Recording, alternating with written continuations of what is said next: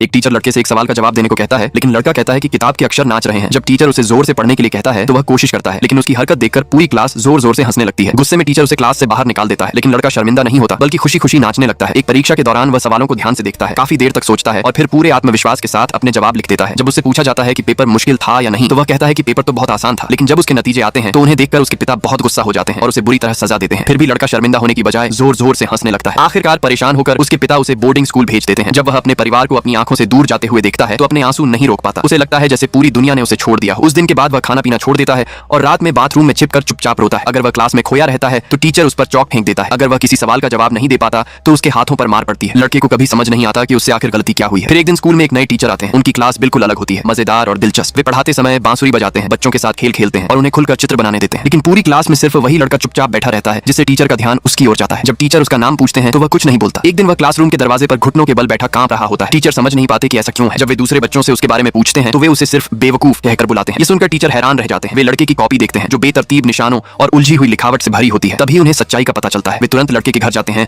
और उसके माता पिता से कहते हैं कि उनके बेटे को डिस्लेक्सिया है, लेकिन उसके पिता इस बात पर यकीन नहीं करते। तब टीचर एक गिफ्ट बॉक्स निकालते हैं जिस पर जापानी भाषा में कुछ लिखा होता है और पिता से उसे पढ़ने के लिए कहते हैं। जब पिता उसे पढ़ नहीं पाते तभी उन्हें एहसास होता है कि उनका बेटा हर दिन क्या महसूस करता है। अगले दिन क्लास में टीचर एक खास कहानी सुनाते हैं। वे कहते हैं एक बच्चा था जिसे पढ़ना बिल्कुल पसंद नहीं था। कभी वह अपनी किताबें फाड़ देता था, कभी पेंसिल तोड़ देता था और कभी उसे अंक रेंगती हुई मकड़ियों जैसे दिखाई देते थे। फिर टीचर पूरी क्लास से पूछते हैं क्या तुम जानते हो वह बच्चा कौन था। यह सुनकर बच्चे हंसने लगते हैं। लड़का घबरा जाता है। उसे लगता है कि टीचर उसी की बात कर रहे हैं, लेकिन असल में वह बच्चा महान एल्बर्ट आइंस्टाइन था। यह सुनकर लड़का हैरान रह जाता है। उसे समझ आता है कि कुछ लोग दुनिया को अलग नजरिए से देखते हैं, लेकिन वे भी उतने ही प्रतिभाशाली हो सकते हैं। वह टीचर की हर बात ध्यान से सुनता है और बहुत समय बाद उसके चेहरे पर मुस्कान आ जाती है। क्लास के बाद टीचर उससे वादा करते हैं कि वे उसकी डिस्लेक्सिया से लड़ने में मदद करेंगे। वे रेत पर शब्द लिखवाते हैं और अलग अलग अक्षरों को पहचानने के लिए रंगीन पेंसिलों का इस्तेमाल करते हैं। टीचर के हौसले से लड़के का आत्मविश्वास लौट आता है। वह दिन रात मेहनत से अभ्यास करने लगता है। स्कूल की चित्रकला प्रतियोगिता वाले दिन सभी बच्चे अपनी अपनी पेंटिंग बनाने में लगे होते हैं। लड़का सबसे पहले अपनी पेंटिंग पूरी करके टीचर को दे देता है। उसकी अद्भुत कला देखकर टीचर भी समझ जाते हैं कि वह एक दुर्लभ प्रतिभा का मालिक है। फिर लड़का उत्सुकता से टीचर की बनाई हुई पेंटिंग देखता है